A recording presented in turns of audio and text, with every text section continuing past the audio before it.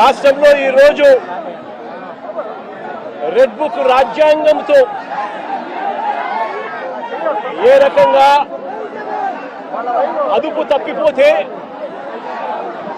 అదుపు తప్పిపోతే పోలీస్ వ్యవస్థ ఎంతగా దిగజారిపోతుంది అని చెప్పడానికి నిదర్శనం ఈరోజు తెనాలిలో మన కళ్ళ ఎదుటే కనిపిస్తా ఉన్న సత్యం. ఈరోజు నిజంగా ఈ ఘటన చూస్తే ఎలాంటి దారుణమైన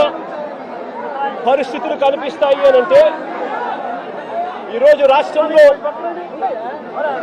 జరుగుతా ఉన్న అనేక సంఘటనలు ఒకసారి గమనించినట్లయితే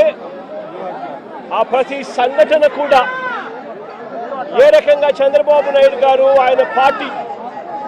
రెడ్ బుక్ రాజ్యాంగం తీసుకొని వచ్చి పోలీసు వ్యవస్థను దుర్వినియోగం చేస్తూ తనకు వ్యతిరేకంగా ఏ గొంతు వినిపించినా కూడా ఆ గొంతును అణగదొక్కే కార్యక్రమంలో భాగంగా ఏ రకంగా చంద్రబాబు నాయుడు గారు దగ్గరుండి వైఎస్ఆర్సీపీకి సంబంధించిన మాజీ మంత్రుల మీద, మాజీ ఎమ్మెల్యేల మీద, నాయకుల మీద, కార్యకర్తల మీద, సోషల్ మీడియా కార్యకర్తల మీద ఏ రకంగా తప్పుడు కేసులు పెడతా ఉన్నాడు, ఏ రకంగా తప్పుడు సాక్ష్యాలు సృష్టిస్తూ ఉన్నాడు,